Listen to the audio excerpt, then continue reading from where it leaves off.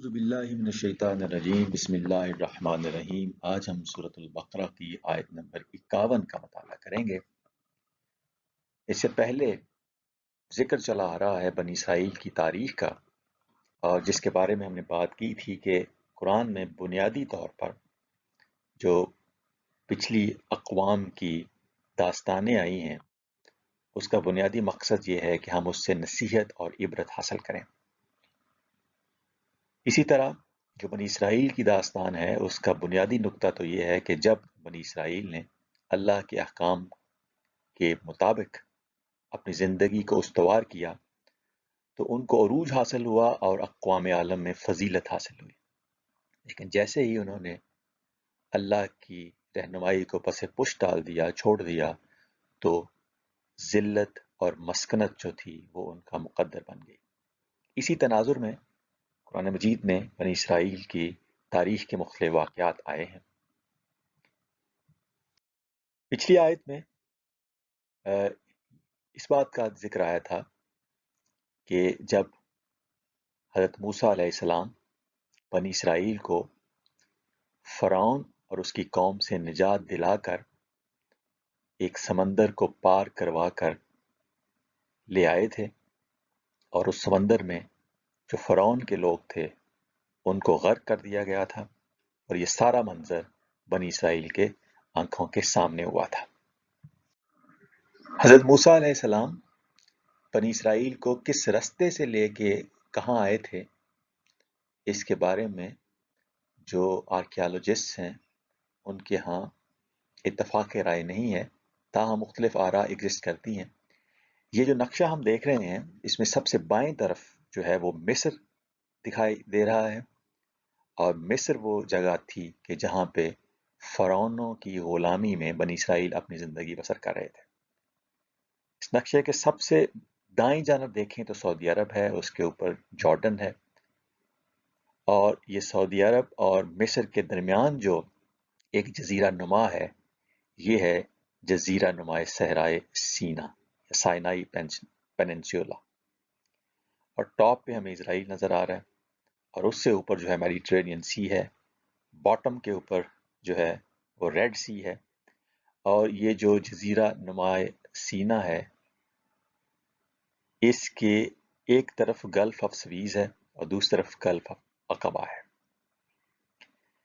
اب ایک خیال تو یہ ہے کہ یہ جو بنی اسرائیل تھے ان کو حضرت موسیٰ علیہ السلام یہ گلف آف سویز کے ٹاپ کے اوپر جو یہ پانی گزر رہا ہے، اس کو سمندر کہہ لیں یا اس کو بڑا دریا کہہ لیں، وہاں سے گزر کے ان کو لے کے آئے تھے۔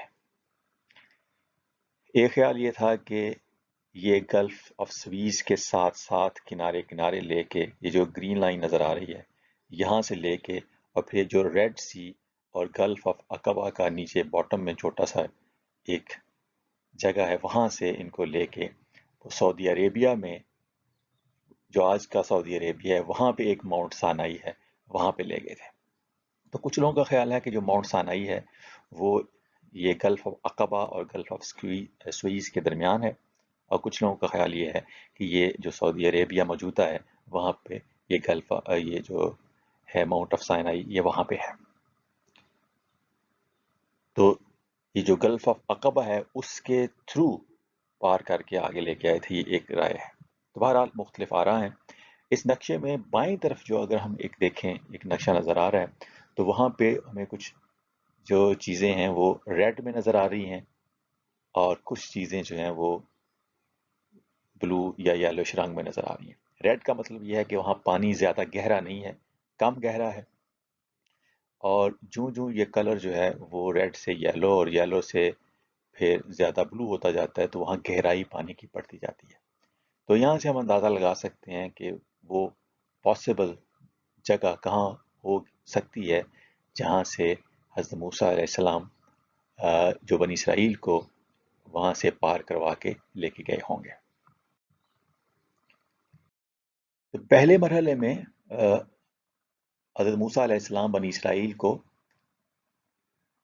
مصر سے لے کے وادی سینا میں لے آئے، اور وہاں پہ پھر اگلی بات شروع ہوتی ہے جو آج کی آیت میں ہے جس کا ہم مطالعہ کر رہے ہیں کہ وَإِذْ وَعَدْنَا مُوسَىٰ 40 لَيْلَةً ثُمَّ اتَّخَذْتُمُ الْعِجْلَ مِن بَعْدِهِ وَأَنْتُمْ ظَالِمُونَ، اور یاد کرو جب مقرر کی ہم نے موسیٰ کے لیے 40 راتیں، پھر بنا لیا تم نے بچھڑے کو معبود اس کے جانے کے بعد، اور یوں تم ظلم کرنے والے ہو گئے۔ وائز میں واو عاطفہ ہے، اور از جو ہے یہ ٹائم ایڈورب ہے، ظرف زمان، جس کا معنی ہے جب، اور اس سے پہلے اذکروا جو ہے اس کو محذوف مانا گیا ہے، انڈرسٹوڈ مانا گیا ہے۔ وعدنا مقرر کی ہم نے، یا وی پرومس یا اپوائنٹڈ، یہ فعل ماضی ہے، یہ باب ہے مفعلہ اور صیغہ جمع متکلم، اور یہ وعدہ نہیں ہے بلکہ واو کے بعد الف ہے، اور یہ واو کے بعد جو الف ہے یہ بتا رہا ہے کہ یہ باب مفعلہ ہے، جس کی خصوصیت ابھی ہم دیکھتے ہیں۔ جو پہلا باب ہوتا ہے وعدہ، یعدو وعدن، اس کا معنی ہوتا ہے کسی سے کوئی وعدہ کرنا، خواہ خیر یا اچھی چیز کا وعدہ ہو یا شر یا بری بات کا وعدہ ہو۔ جیسے اگر وعدہ الامر کہا جائے تو اس کا مطلب ہوتا ہے اس نے اس سے کسی بات کا وعدہ کیا یا امید دلائی یا کوئی امر طے کیا یا مقرر کیا یا معین کیا۔ تو جب بھی وعدہ کیا جاتا ہے تو عام طور پہ کوئی وقت مقرر کیا جاتا ہے یا کوئی امر طے کیا جاتا ہے کہ فلاں وقت پہ فلاں ٹائم پہ فلاں جگہ یہ بات ہوگی، یا کسی بات کی امید دلائی جاتی ہے۔ وعدہ الشر کا مطلب ہوتا ہے اس نے اسے برے انجام سے ڈرایا یا دھمکی دی۔ تو اگر وعدہ جو ہے وہ کسی بری بات کا ہو تو پھر وعدے کا مطلب جو ہے وہ ڈرانا یا دھمکی دینا بھی ہوتا ہے۔ چنانچہ سورۃ البقرہ کی آیت نمبر 268 میں آیا ہے کہ الشیطان یعدکم الفقر وَيَأْمُرُكُمْ بِالْفَحْشَاءِ وَاللَّهُ يَعِدُكُمْ مَغْفِرَةً مِّنْهُ وَفَضْلًا۔ شیطان تمہیں فقر سے ڈراتا ہے، یعدکم الفقر، یہاں جو وعدہ یعدو ہے اس کا معنی کیا گیا ہے ڈرانا، کہ شیطان تمہیں فقر سے ڈراتا ہے کہ اگر تم اللہ کی راہ میں خرچ کرو گے تو تم غریب ہو جاؤ گے، مفلس ہو جاؤ گے۔ شیطان اس بات سے ڈراتا ہے۔ وَيَأْمُرُكُمْ بِالْفَحْشَاءِ، اور تم کو فحشاء کا حکم یا ترغیب دیتا ہے۔ تو فحشاء کا ایک مطلب تو فحاشی ہوتا ہے، لیکن ایک مطلب ہوتا ہے عربی میں بخل کرنا، کہ وہ تمہیں ترغیب دیتا ہے کہ تم بالکل غربا میں خرچ نہ کرو، تم غریب ہو جاؤ گے، خود کنجوسی کرو۔ تو فحشاء کا ایک مطلب کنجوسی بھی ہوتا ہے یا بخل کرنا بھی ہوتا ہے۔ تو شیطان تمہیں فقر سے ڈراتا ہے اور تم کو فحشاء کا حکم یا ترغیب دیتا ہے، اور اللہ تم سے اپنی مغفرت اور اپنے فضل کا وعدہ کرتا ہے۔ تو اللہ کی طرف سے وعدے سے مراد ہوتا ہے کہ اس کا جو مقرر کردہ قانون ہے یا اس کی کا طے شدہ جو فیصلہ ہے یا معین کردہ کو امر ہے، وہ اس سے مراد ہوتا ہے اللہ تعالیٰ کا وعدہ، اور اللہ اپنے وعدے کے خلاف نہیں کرتا۔ اس نے جو قانون مقرر کر دیا ہو، جو فیصلہ طے کر دیا ہو، جو کوئی امر معین کر دیا ہو، تو وہ ان اللہ لا یخلف المیعاد۔ جب باب مفعلہ میں یہ ورب یا فعل آتا ہے تو بن جاتا ہے وعدہ۔ تو وعدہ بننے کے بعد اس میں باب مفعلہ کی ایک خصوصیت آ جاتی ہے، جو ایک خصوصیت ہوتی ہے شراکت، یعنی ایک دوسرے سے وعدہ کرنا یا باہم عمل و پیمان کرنا۔ جیسے جاہدہ سے جاہدہ بنے تو اس کا ہوتا ہے ایک دوسرے سے جہاد کرنا، یا اس نے ایک دوسرے سے جہاد کیا۔ تو باب مفعلہ میں ایک مشارکت کا ایک مفہوم پایا جاتا ہے۔ اس کا معنی ایک مقرر کرنا یا اپوائنٹ کرنا بھی ہوتا ہے۔ تو اگر وعدہ الوقت والموعظہ کہا جائے تو اس کا مطلب اس نے اس کے ساتھ وقت اور جگہ مقرر کی۔ تو مقرر کرنے یا اپوائنٹ کرنے کے معنی میں بھی یہ لفظ جو ہے باب مفعلہ میں استعمال ہوتا ہے۔ He appointed with him the time and the place۔ تو وعدنا موسیٰ 40 لیلہ، اس کا ایک معنی یہ ہو سکتا ہے کہ اور ہم نے موسیٰ کے لیے 40 راتوں کا وقت مقرر کیا۔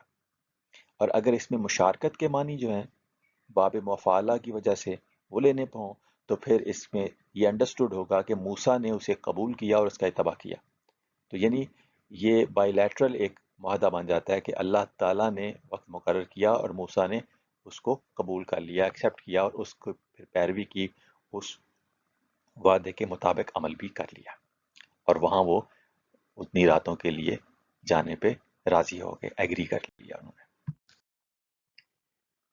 وَإِذْ وَعَدْنَا موسیٰ، اور یاد کرو جب مقرر کی ہم نے موسیٰ کے لیے۔ یہ جو کلمہ موسیٰ ہے، موسیٰ کا ظاہر ہے کہ ایک جلیل القدر پیغمبر کا نام ہے، دراصل یہ ایک عبرانی یا قبطی لفظ ہے جو منہ اور سا سے مل کے بنا ہے۔ منہ کا مطلب پانی اور سا کا مطلب درخت، یعنی جو دریا کے پانی اور اس کے کنارے کی جھاڑیوں سے ملا۔ بہرحال موسیٰ اس میں علم ہے، یہ ایک نام ہے۔ اربعین لیلہ، 40 راتوں کے لیے اللہ تعالیٰ نے حضرت موسیٰ علیہ السلام کے لیے 40 راتیں مقرر کی۔ 40 راتوں کے لیے انہیں ایک جگہ بلایا تاکہ وہاں پہ ان کو 10 کمانڈمنٹس دی جائیں، یا ایک نئے نظام کے تحت زندگی گزارنے کے لیے رہنمائی دی جائے۔ تو ایک مرحلہ تو یہ تھا کہ بنی اسرائیل کو فرعونوں کی غلامی سے چھڑوا کے وہ لے آئے وادی سینا میں۔ اب اگلا مرحلہ ان کی تعلیم و تربیت کا تھا، جس کے بعد ان کا رائز ہونا تھا۔ تو اس تعلیم و تربیت کے لیے اللہ تعالیٰ نے موسیٰ کو اپنی کتاب ہدایت دی، اور سب سے پہلے موسیٰ کی اپنی ٹریننگ کی۔ تو موسیٰ کی ٹریننگ اور ان کو کتاب کے ملنے کے لیے اللہ تعالیٰ نے ان کو 40 راتوں کے لیے ایک جگہ بلایا۔ ایک جگہ پہ 30 راتوں کا بھی ذکر ہے۔ سورۃ الاعراف کی آیت 142 کو اگر ہم دیکھیں تو وہاں ہے وَأَدْنَا مُوسَىٰ ثَلَاثِينَ لَيْلَةً وَأَتْمَمْنَاهَا بِعَشَرٍ فَتَمَّ مِيقَاتُ رَبِّهِ 40 لَيْلَةً وَقَالَ مُوسَىٰ لِأَخِيهِ هَارُونَ اخْلُفْنِي فِي قَوْمِي وَأَصْلِحْ وَلَا تَتَّبِعْ سَبِيلَ الْمُفْسِدِينَ۔ اور ہم نے موسیٰ علیہ السلام سے 30 راتوں کا وعدہ فرمایا، اور ہم نے اسے مزید 10 راتیں ملا کر پورا کیا۔ سو ان کے رب کی مقرر کردہ میعاد 40 راتوں میں پوری ہو گئی۔ اور موسیٰ علیہ السلام نے اپنے بھائی ہارون علیہ السلام سے فرمایا، تم اس دوران میری قوم میں میرے جانشین رہنا اور ان کی اصلاح کرتے رہنا، اور فساد کرنے والوں کی راہ پر نہ چلنا، یعنی انہیں اس راہ پر نہ چلنے دینا۔ تو حضرت موسیٰ 40 راتوں کے لیے گئے اور پیچھے سے اپنا جانشین بنا گئے حضرت ہارون علیہ السلام کو، اور ان کو کچھ نصیحتیں کر کے چلے گئے۔ اور جہاں پہ گئے وہ یہ جو سائنائی پیننسولا ہے، اس کے سینٹر میں ہے جبل موسیٰ یا کوہ طور جسے کہا جاتا ہے۔ تو کوہ طور پہ وہ چلے گئے 40 راتوں کے لیے۔ بعض لوگوں کا خیال ہے کہ یہ کوہ طور جو ہے یہ جو موجودہ سعودی عربیہ ہے وہاں پہ ماؤنٹ سائنائی ہے۔ تو بہرحال اس کے بارے میں مختلف آراء ہیں۔ تو جب حضرت موسیٰ علیہ السلام 40 راتوں کے لیے گئے تو پیچھے سے بنی اسرائیل نے کیا کیا، وہ اگلے ٹکڑے میں ہے کہ ثم، پھر، یہ حرف عطف ہے، ترتیب اور تراخی کے لیے آتا ہے، یعنی اس کے بعد جو پچھلی بات ہوئی ہے اس کے بعد نیکسٹ کیا ہوا۔ ثم اتخذتم، پھر بنا لیا تم نے، یہ فعل ماضی ہے، اتخذتم جمع مذکر حاضر باب افتعال سے، العجل، ثم اتخذتم العجل، پھر بنا لیا تم نے بچڑے کو معبود۔ اب یہاں پہ جو مفعول ثانی ہے الہ معبود، وہ محذوف ہے، وہ یہاں پہ نظر نہیں آ رہا کہ تم نے بچڑے کو کیا بنا لیا۔ تو یہاں پہ انڈرسٹوڈ سمجھا جا رہا ہے کہ تم نے بچڑے کو بنا لیا معبود۔ معبود کے لیے یہاں کو لفظ نہیں آیا، بلکہ یہاں سمجھا جاتا ہے کہ مفعول جو ثانی ہے، پہلا مفعول ہو گیا بچڑا، کہ تم نے بنا لیا بچڑے کو، کیا بنا لیا، وہ مفعول ثانی الہ ہے جو یہاں پہ حذف ہے، یہاں پہ نظر نہیں ہے، انڈرسٹوڈ ہے۔ ثم اتخذتم العجل، پھر بنا لیا تم نے بچڑے کو۔ موسیٰ علیہ السلام کی غیر موجودگی میں وہ سامری کے پیچھے لگ گئے، اور سامری نے ان کا زیور لے کے سونے اور چاندی کے ایک بچڑا بنایا جس کی انہوں نے پرستش شروع کر دی۔ من بعد ہی، اس کے جانے کے بعد، تو من حرف جر ہے، تو من بعد کا مطلب بعد ہی ہوتا ہے، تو یہاں من کا ترجمہ اگر نہ بھی کیا جائے تو اس کا مطلب یہ ہوگا کہ بعد ہی، اس کے بعد۔ تو من بعد کا مطلب بعد ہی ہوتا ہے، تو من بعد ہی اس کے جانے کے بعد. وَأَنْتُمْ اور یوں تم. اچھا یہ جو واو ہے یہ عاطفہ نہیں ہے بلکہ حالیہ ہے یا واو تفسیری ہے. واو تفسیری کا مطلب یہ ہوتا ہے کہ یہاں پہ ایک چیز کی ایکسپلینیشن آ رہی ہے. اگر ہم سورۃ البقرہ کی آیت نمبر 54 دیکھیں تو وہاں پہ ہے اذ قال موسیٰ لقومہ، جب موسیٰ نے اپنی قوم سے کہا یا قومی اے میری قوم، انکم ظلمتم انفسکم باتخاذکم العجل، بے شک تم نے بچھڑے کو اپنا معبود بنا کر اپنی جانوں پر ظلم کیا. تو یعنی بچھڑے کو معبود بنانا ہی ظلم ہے. تو یہاں جو وا انتم ظالمون ہے تو یہاں یہ نہیں ہے کہ وا اور انتم ظالمون تم ظلم کرنے والے ہو گئے، یہ کوئی اور کام نہیں ہے، عطف نہیں ہے یہاں پہ کہ تم نے بچھڑا بنایا اور اس کے بعد تم نے کوئی اور ظلم کیا، نہیں، بلکہ بچھڑا بنانا ہی ظلم ہے. تو یہ جو واو ہے وہ واو حالیہ یا واو تفسیری ہے کہ یہ ایکسپلینیٹری ہے کہ ان کا بچھڑا بنانا ہی ظلم تھا اور یوں تم ظلم کرنے والے ہو گئے. تو یوں کا لفظ جو ہے یہ تفسیری کے طور پہ آ سکتا ہے، یا جبکہ یا دری حالے کے تم ظلم کرنے والے ہو گئے. اور یہ واو کا معنی ہم نے تفسیری لیا ہے آیت نمبر 54 کی روشنی میں، جہاں پہ ہے ظلمتم انفسکم باتخاذکم العجل، کہ تم نے اپنے اوپر ظلم کیا بچھڑے کو معبود بنا کر. تو بچھڑے کو معبود بنانا ہی ظلم ہے.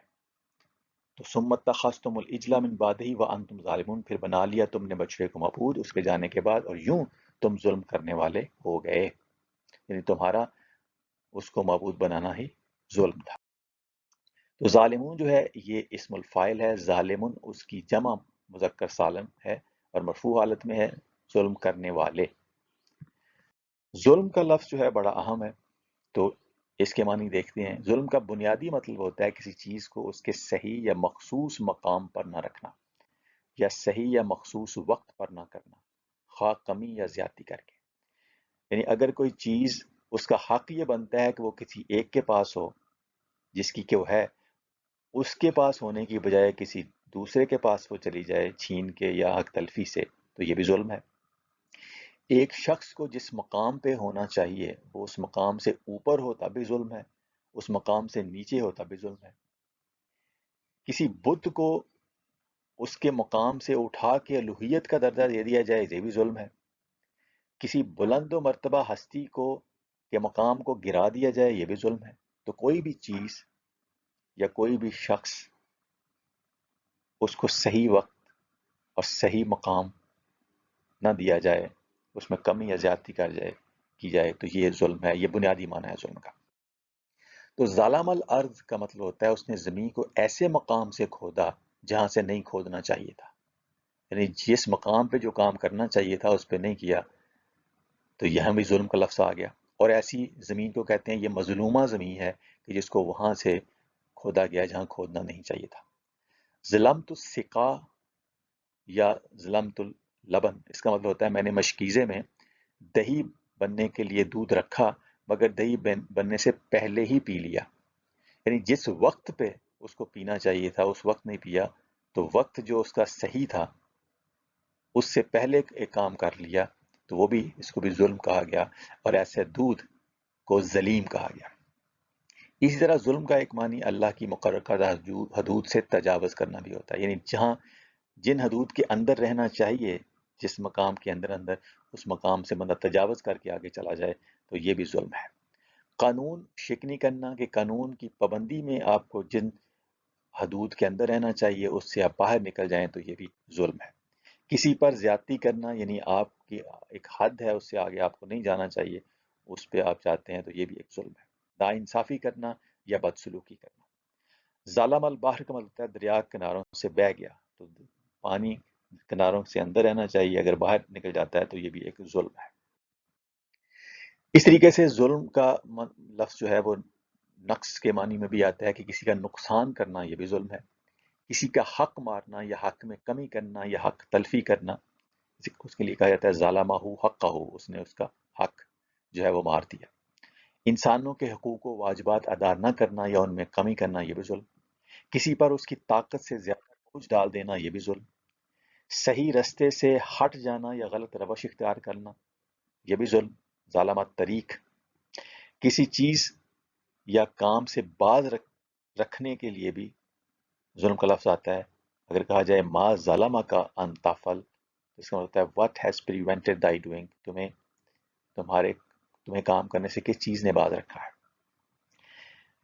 انسان کا اللہ کے حوالے سے بھی ظلم ہوتا ہے، انسان کا دوسرے انسانوں پر بھی ظلم ہوتا ہے، اور انسان کا اپنے آپ پر بھی ظلم ہوتا ہے۔ تو یہ ظلم کی مختلف قسمیں ہیں، ان کی ہم مثالیں آگے دیکھیں۔ ظلم کے معنی کی ایکسپلینیشن بعض آیات سے بھی ملتی ہے، جیسے یونس کی آیت نمبر 54 میں آیا کہ وَقُضِیَ بَیْنَهُم بِالْقِسْطِ وَهُمْ لَا يُظْلَمُونَ، یا قسط کے مقابلے میں ظلم کا لفظ آیا ہے کہ ان کے درمیان انصاف یا قسط کے ساتھ فیصلہ کر دیا جائے گا اور ان پر ظلم نہیں ہوگا۔ قسط کہتے ہیں ایسے انصاف کو جس میں لوگوں کے حقوق جو ہے وہ پورے کا پورے ادا ہو جائیں۔ ویسے تو انصاف کا لفظ نصف سے نکلا ہے، اس میں دو چیزیں برابر ہو جائیں، لیکن قسط اور چیز ہے، انصاف اور چیز ہے، اور عدل اور چیز ہے۔